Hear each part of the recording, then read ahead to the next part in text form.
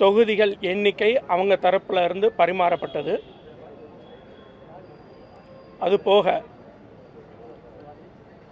போட்டியிடக்கூடிய சின்னம் பற்றி பேச்சுவார்த்தை நடந்தது. இதில்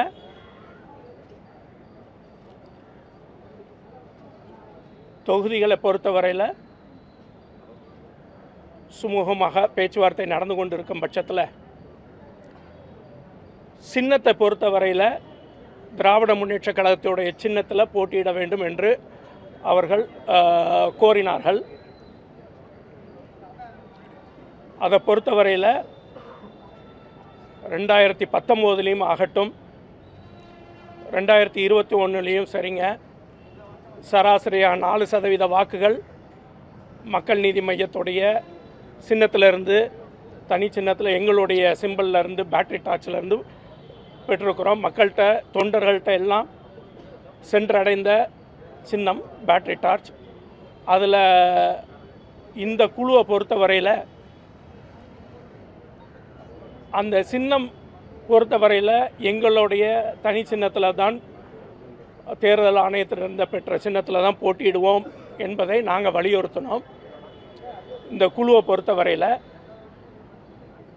மேற்கொண்டு இவர்கள் கூறிய கருத்துக்களும் எல்லாம் தலைவர் பார்வைக்கு கொண்டு செல்ல இருக்கிறோம். தலைவர் எடுக்கிற முடிவு இறுதியானது. ஓரிரு நாட்களில் தலைவர் நிர்வாகக்குழு செயற்குழு கூட்டி இது சம்பந்தமாக பேசி தலைவர் என்ன வழிகாட்டுறாங்களோ அதை செயல்படுத்துவதற்கு நிர்வாகக்குழு, செயற்குழு, கட்சி தொண்டர்கள் அனைவரும் தயாராக இருக்கிறோம் என்பதை தெரிவித்துக் கொள்கிறேன்.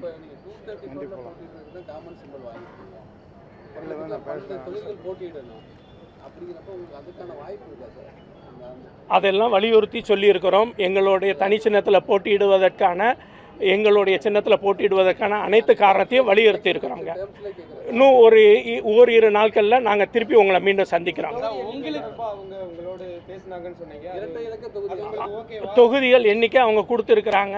அதில் சுமூகமாக போயிட்டு இருக்குது. தொகுதியை எண்ணிக்கையை பொறுத்தவரையில் சின்னத்தில் தான் இந்த குழுவுக்கும் அந்த குழுவும் 2 கருத்துக்களை முன் வச்சிருக்கிறாங்க. எங்கள் தலைவர்கிட்ட இதை கொண்டு போய் சேர்க்கிறோம். அதெல்லாம் உங்களுக்கு போக போக தெரியும்.